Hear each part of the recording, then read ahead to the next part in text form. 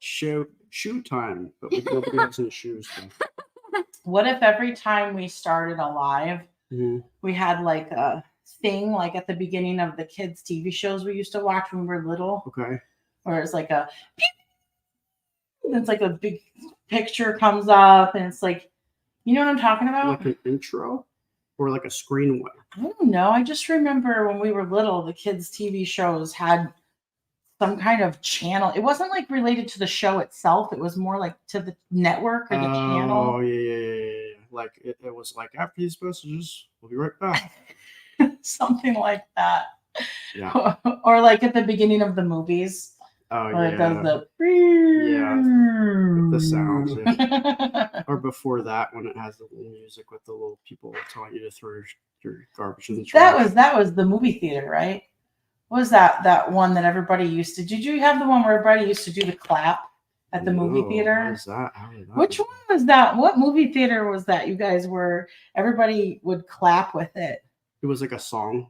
Oh yeah, it was a song that was specific to the brand of the movie theater. Oh. And I can't remember the song now. If anybody knows, type it in the comments. Must be a Michigan thing or somewhere in that. It could be regional. I'm not sure, but so we didn't have that right. No, nobody did the clapping at the beginning of the movie. No. We had cheesy stuff, but no participation. All right. Well, good evening, everyone. This evening, Anna decided she wanted to do. She loves this improv exercise. And what it is you guys get to ask questions, like serious questions. And Aaron might try it as well. And we will.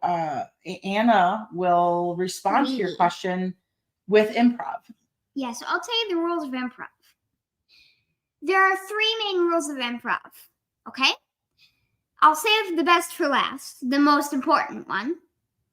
But what they are is, the first one is that when you're doing improv, if somebody asks you a question and you're doing improv, it's not like a real answer.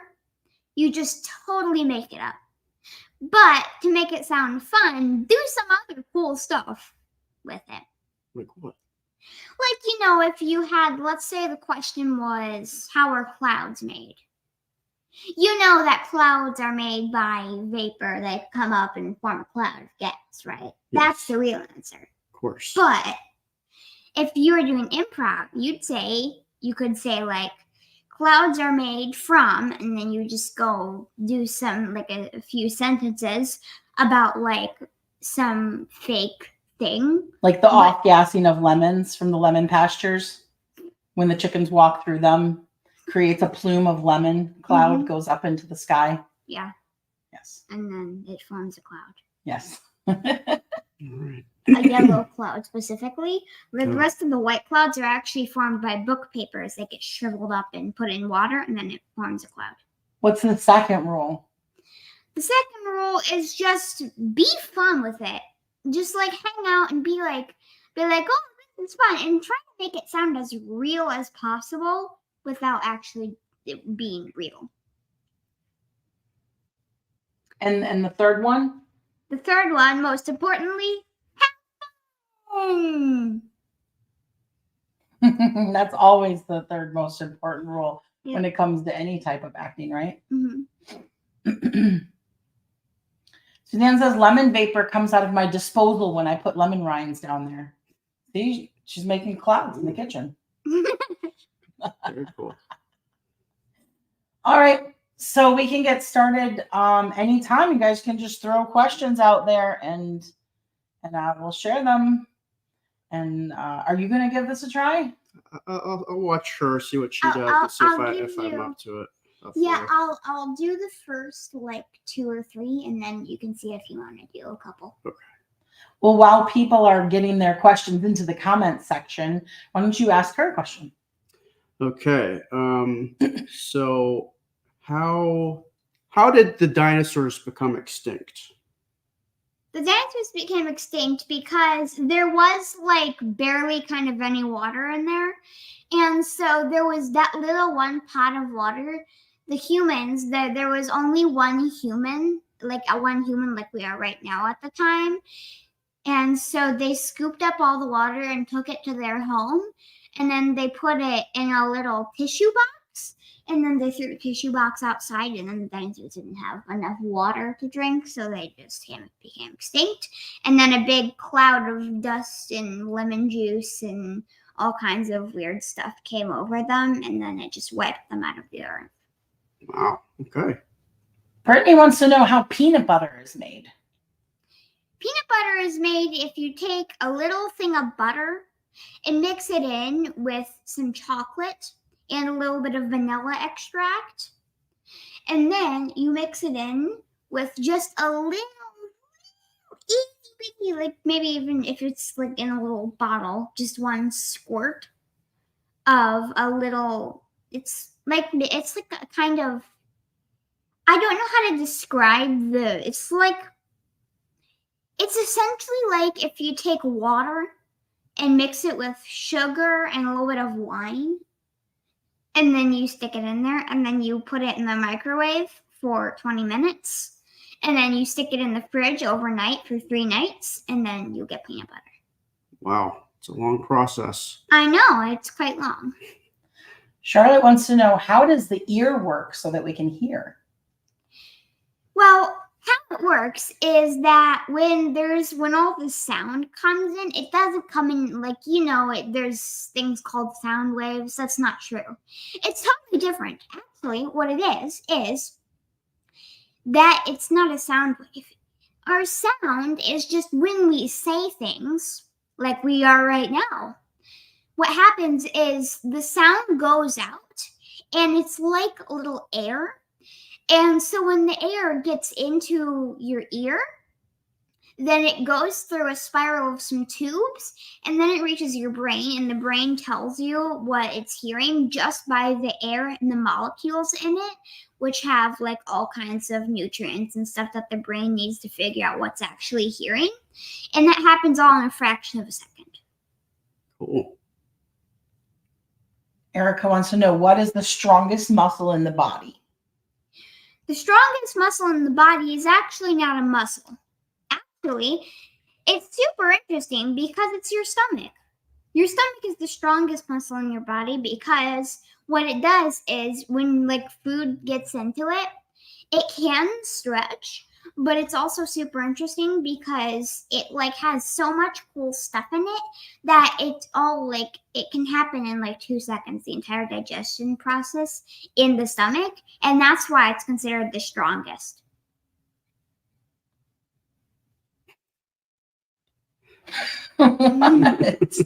Lisa wants to know, what makes a hot air balloon fly? Well, so hot air balloons fly because of, so I'm not sure if you know about this, but it's an invisible kind of clear fan up at the top. And that kind of keeps the air circulating, but it doesn't help to lift it off the ground. And then underneath, there's on the bottom of the basket, in between like the actual bottom of the basket and the part where you stand or sit in it, there's a little like fan under there, which pushes all the air and it makes it go up. Cool. And it's actually, the air is a little bit hot, and that's why it's just called hot air balloon.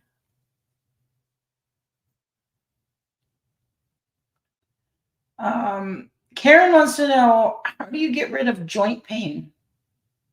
Well, to get rid of joint pain, first you have to drink a little bit of some stinky liquid. I know it's weird. And then you have to have butter sticks whenever you do things. Whenever you eat, you have to have a small butter stick with whatever you're having. And to maintain that healthy diet, along with your things, you have to have a little bit of peanut butter and a chocolate bar. And that gets rid of joint pain. Yes, it gets rid of most joint pain. Now, there's nothing that can get rid of all joint pain unless you stay on that diet for your entire life. Butter and butter chocolate bars. I know. Do you rub the butter like on your joints? No, she said you eat it. Oh, okay.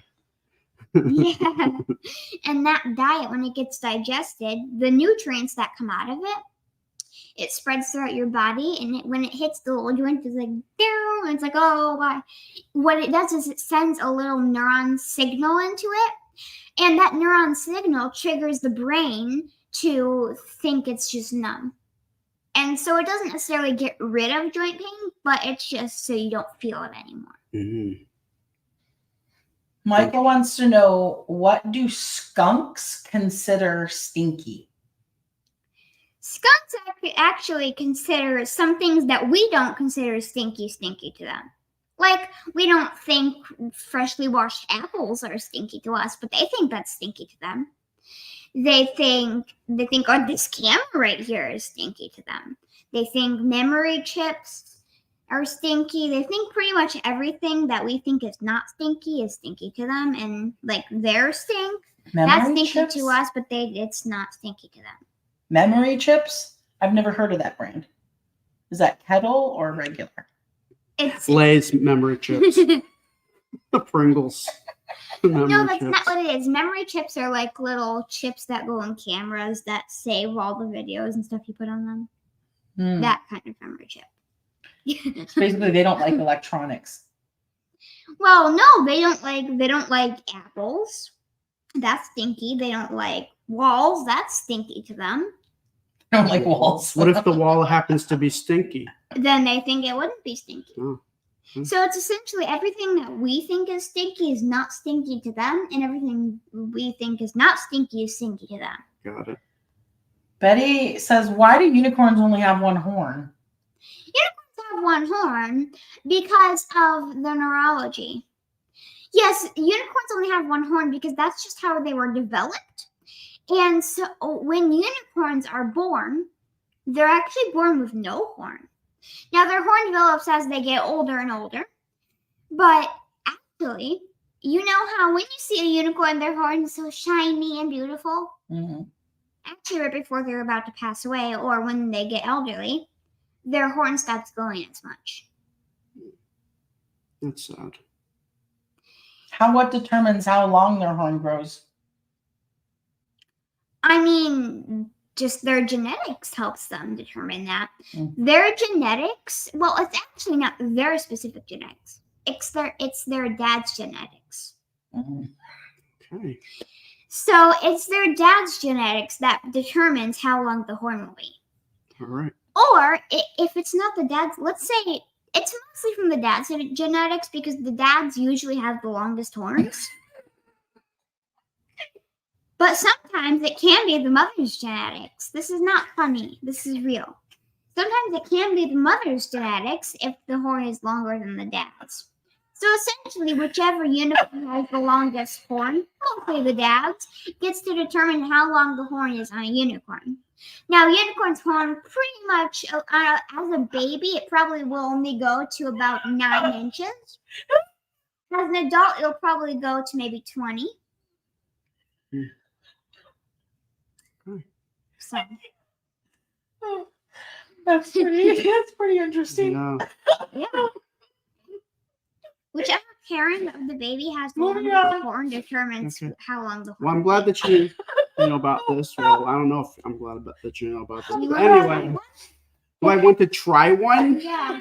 No, I'm cool. Thanks, though. Thank you. Try being an improv. Listen. Laura's got a great question. How does your brain remember a new person's name? So your brain remembers a new person's name by, everybody thinks your brain is made up of brain cells, right? It is made up of brain cells. But also, there's special little things in there called guitar chips. Those like guitar picks? No, it's just called guitar chips because they're like little cells. And the reason they're called guitar chips is because they're as thin as a chip, but they're also kind of shaped like a guitar. So it's kind of weird, right?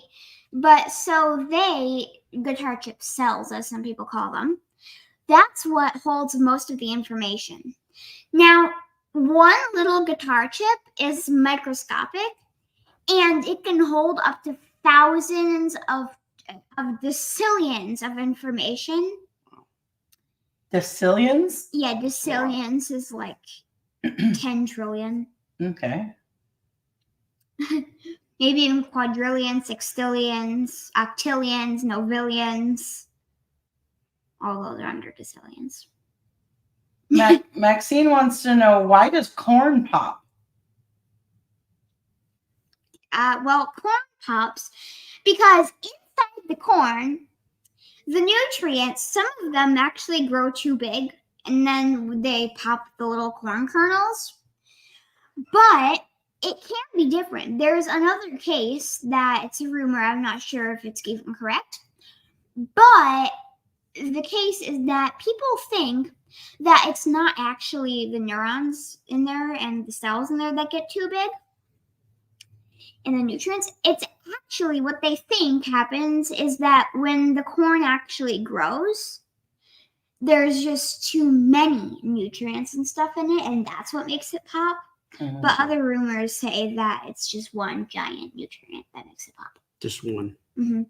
That's like way too big. One nutrient. Do you want to try? I have one for you. I'll give it a shot. Okay, Sherry wants to know, why do dogs get the zoomies? So dogs get the zoomies because there is a certain type of molecule that builds up in their hindquarters, and as that pressure builds, it has to dispel itself somehow. So the easiest and quickest method is for them to zoom all over the place. And if you've ever watched a dog have the zoomies, a lot of times when they're running around, that's why their hindquarters are so low to the ground and they're kind of like fishtailing. It's because it's all taking place in that area of the body. Oh, well, Jennifer wants to know, why do dogs wag their tails? Dogs wag their tails because when they are hot, it's a way for them to cool down.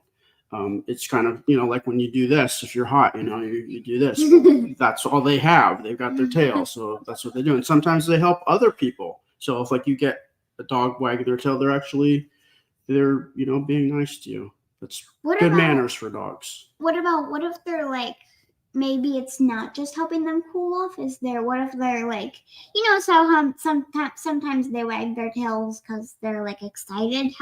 Why do they do that? Well, it's mainly that they're just doing it because they don't have like hands, so they can't like gesticulate to show how excited they are. Like when people who talk like this, all they've got is their tails. So that they can't like swing their hands they can't move in the air. Yeah. So that's the way that they do it, because that's all they got. Suzanne says, my dog gets hot every time he sees me. Okay, then. Sharon wants to know, what are tonsil rocks? What? Tonsil rocks. What are tonsil rocks? Tonsil rocks are, so they're rocks. They're like rocks that you might find at the beach, but they're very rare. And so if you see one, please take a picture of it. Leave it there, but please take a picture of it. But they're very special rocks, and they're brown. They're called tonsil rocks because most people think that they can't find them. And tonsil in another language means rare. And so that's why they're called tonsil rocks, because they're very rare. So if you do, please snap a shot of one. They're like brown, sparkly-ish. I actually have one because I took it home to observe it, and I still have it. Oh, I thought you weren't supposed to. You can. They're very tiny. The tiny ones you can take home. It's just the big ones you can't. One, because they're too big. Two, because they have so much power that, yeah, they have like magical powers-ish, kind of. So like when you touch them, it kind of, like it shocks you. So you're like, oh, hey, oh yeah, that's right. This is happening. Anna Bunny wants to know, how does your mouth work to have sound come out of it?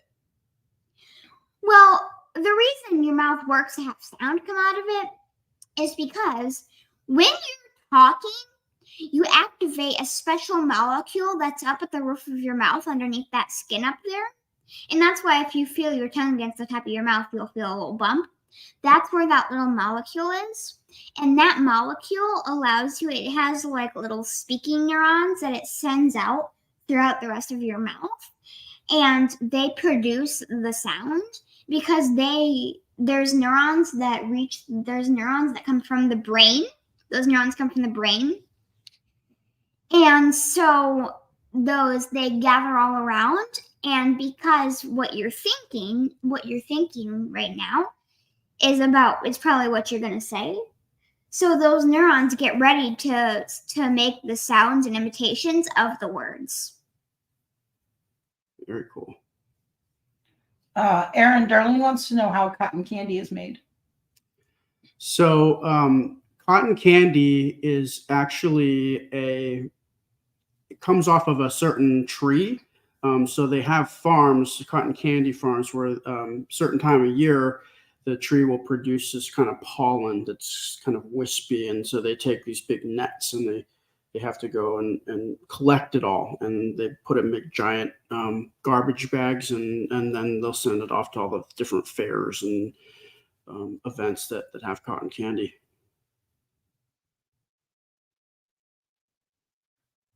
And Crystal wants to know, how do your teeth grow? Well, so your teeth grow because they don't actually necessarily grow, but what they do is inside of your mouth, there's like a whole bunch of pairs of teeth that go to other things. And they're kind of like just essentially little bones that haven't been connected to other parts. Like, the little bones in your knees, the little patella, the little empty spots. Those are the bones parts taken out. And so they just form teeth and they just hang out behind your gums and then they try to wiggle them way out, and that's why your teeth fall out. And so it's actually just like little bones from empty spots that lets your arms and joints bend and all that. Anna Tara wants to know, why can't we see in the dark, but bats can? So bats have a special little thing in their mind that allows them to have, it's kind of like a little flashlight. It's like an internal flashlight that it like reflects. So it when it hits the eyes, it spirals around it and it makes light in the front of their eyes. And so that's why like cats, you kind of see their eyes glow, and when they're in the back or something, when it's dark. Because they have flashlights in their eyes? Well, the brain sends down the neurons that form a flashlight, and then when it hits the eye, it spirals and keeps spiraling around the eyes. So it produces a light that we don't, so it's not like it illuminates the whole room like a regular flashlight would, but it only illuminates the whole room for the animal. Whereas we don't have those types of specific neurons that helps us see in the dark like that with the light. That'd be pretty cool to have. Yeah, I mean, you can transform into a unicorn that has all kinds of better than cats and dogs and bunnies and bats vision in the dark. Aaron, Chelsea wants to know, what makes a flying squirrel fly? So flying squirrels, the food that they eat, the particular plants, and acorns actually create sort of this protein in their body that allows the fur to actually kind of transform into more of a long sheet-like material, and in that way they're able to use that to glide on. Anna, Deb wants to know where spaghetti comes from. Spaghetti, actually, there's spaghetti farms, and so spaghetti is actually made from plants. Now, there's a certain type of plant, it's called the spaghetti plant, and when you go to fetch it, you cut it off like you cut off some flowers, right? And when you cut it off, they have some really cool stuff inside of them.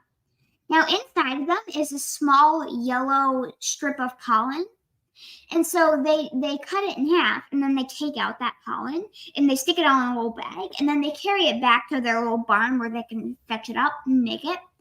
And then they disconnect the pollen and reconnect it into a longer and different lengths.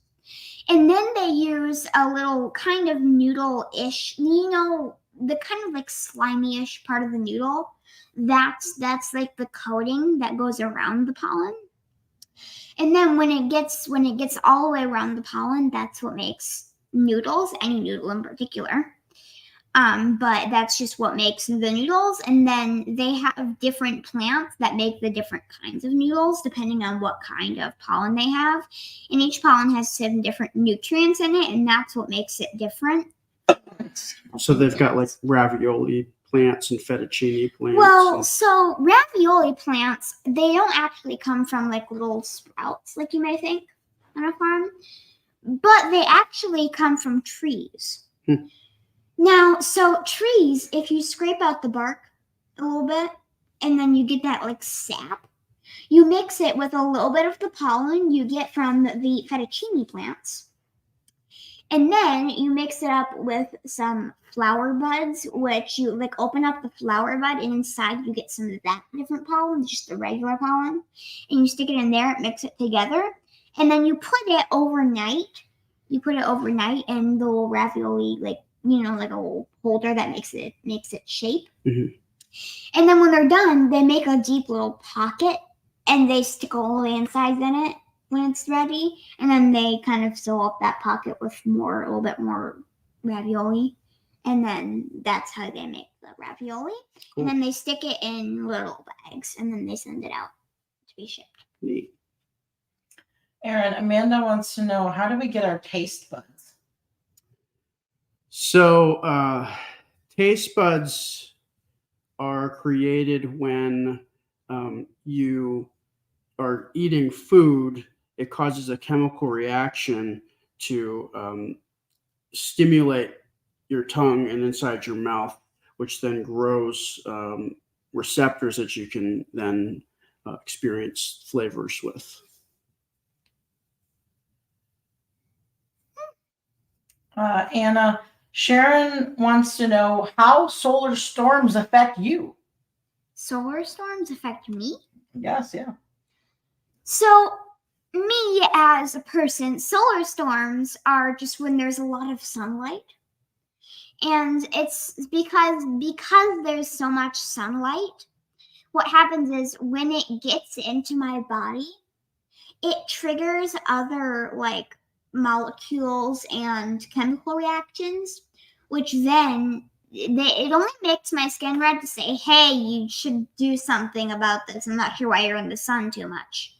So it's not actually sunburn like you think it is. It doesn't actually burn your skin. But it's just your body is just trying to tell you that you need to stop being in the sun. And that's why sunscreen is actually made of a little substance.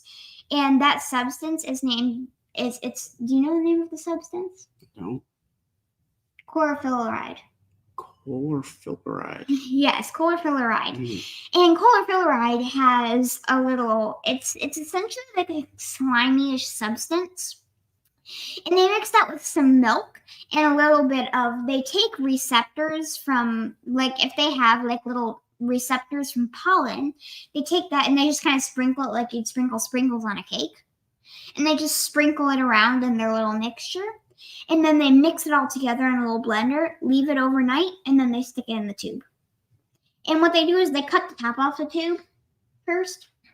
And then, like the top where you open the lid cap. And then they squirt all of it in. And then they use more of that substance to make an entire, like all the rings to stick the cap on and then close it up and all that. Cool. Laura wants to know, why do moms have eyes in the back of our head? So, most moms have 360 vision. Well, this vision is actually triggered by some chemical reactions. And these chemical reactions, they kind of mix together. And so it's not actually eyes necessarily. but it's little neurons and triggers and all that connect more things together to make an entire chain that the brain can sense probably what's happening behind them where they can't see. And so that's why they don't actually exactly have eyes in the back, but it's just they can actually kind of sense what may be happening. Aaron, Pete wants to know, why are there alligators and crocodiles? Why aren't they all the same? So many years ago, there was only one crocodile, only one species, but there was a disagreement that happened, a political disagreement, and the alligators, a group of crocodiles, renamed themselves alligators so that they could separate from the crocodilian empire, and so now you've got different species now. They're essentially the same though. And Susie wants to know, how can we disappear? What do you mean by like disappear? Like disappear as in be invisible, or disappear as in like try to hide so nobody can find you because you're sad about something? I think she means disappear as in be invisible. So you actually, it's not like something you can just do. You got to kind of work up to it. So what happens is your brain, if it gets, let's say it gets flustered with stuff and it's like, I gotta do this. When it gets just too much and too crazy for you, you'd probably just want to hide and be invisible. And you're like, oh. So what happens is, since your brain has that much stuff going on, it decides to push it all back. And it will open up your name create is what it's called. So you take your name and then you just add create to it. Like dad create, unicreate is for me because I love unicorns. There's Melly create, mommy create. And so it's super interesting, and it opens that up and it shows you a picture, and your negative thoughts are, it's like two little thought bubbles, and your negative thoughts are like super big, one big giant thought bubble, and then the other one is tiny, like positive thoughts, and it's green. And so what happens is when it shows you that, you're like, oh no, what's happening? And you want to just be invisible. Now, the reason you can do that is because of the earth. It's shaped enough that you can actually find a place to hang out in and be alone for. But it's not actually that you want to be invisible.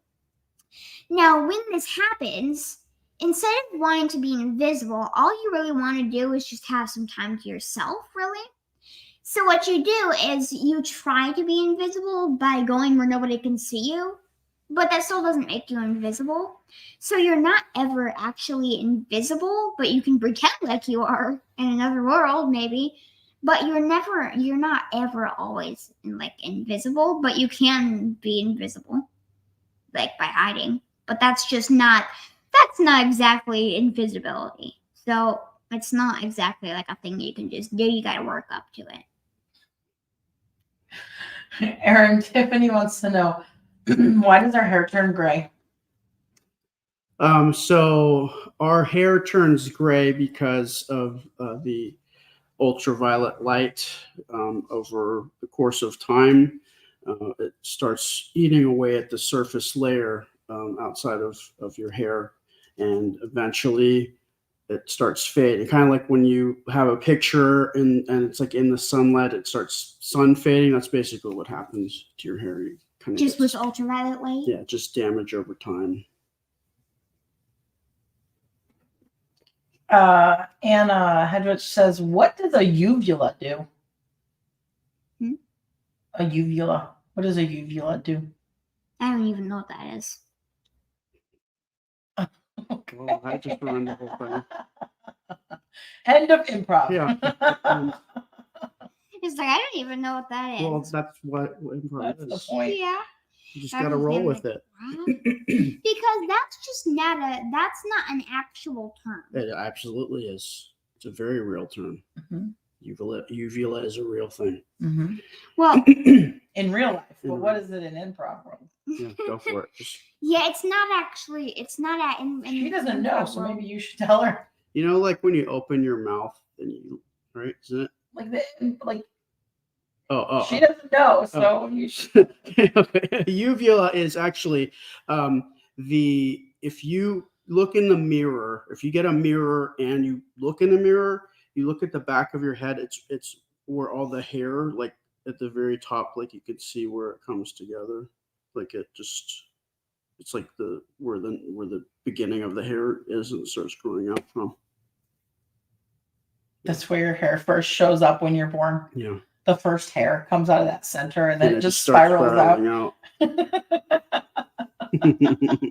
So it's just that one hair that's the uvula. It's that first area, ground zero of where your hair begins.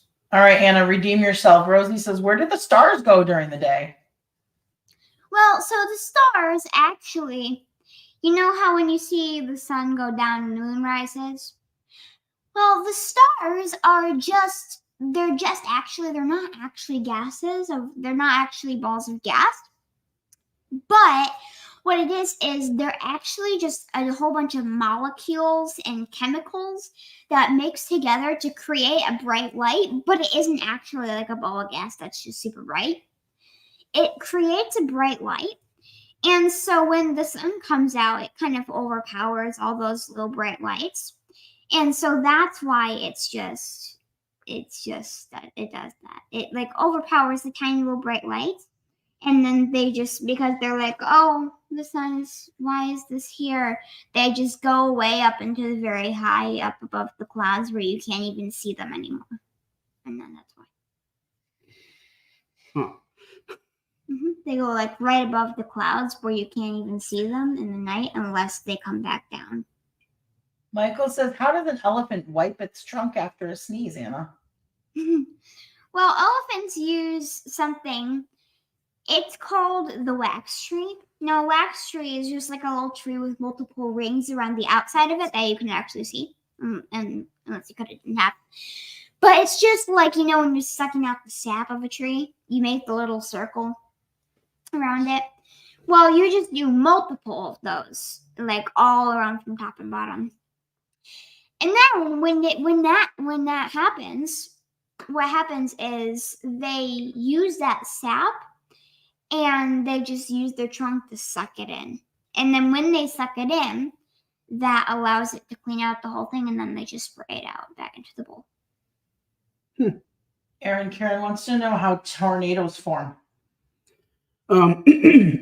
Tornadoes form when what happens is in most areas where tornadoes form, there are certain parts on the ground that have like a magnetic kind of field, and when there's a storm that happens, the storm actually starts getting gravitating towards these little magnetic points, and eventually it just starts swirling around these one little tiny points, and then there you go, you got a tornado. Anna, Doug wants to know what's the difference between cucumbers and sea cucumbers? So regular cucumbers, the sea cucumbers and regular cucumbers they're pretty much the exact same thing. But it's just the sea cucumbers you're not actually really allowed to eat, and regular cucumbers you can. But still, they're like the exact same. Now, I know you've seen pictures of sea cucumbers, and they're kind of like they have little spikes on them. No.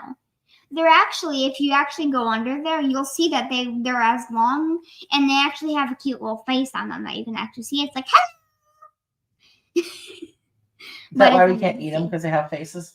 Yeah. I thought that sea cucumbers were actually pickles. That's why they're salty, because they were pickles. You can't eat them. You Salt see, water. so that's why they're salty. That's what I thought. Well, they're not actually little pickles, but they just have a face, and that's why. Because regular cucumbers and sea cucumbers, like one is out on the land, right? The other's in the sea. That's correct. That part's correct. But it's just the sea cucumbers don't have spikes like most pictures show, and it's just as long, and it's the exact same as a regular cucumber, but it just has some little legs and some arms and it has a face. I thought the same thing as Daddy because of that song. You know, that song like, who lives in the salt water under the sea? Sea cucumbers. You know that song? No. Oh, I do. That was a big hit. Yeah. Anna, Janice would like to know, why do we have daylight savings time?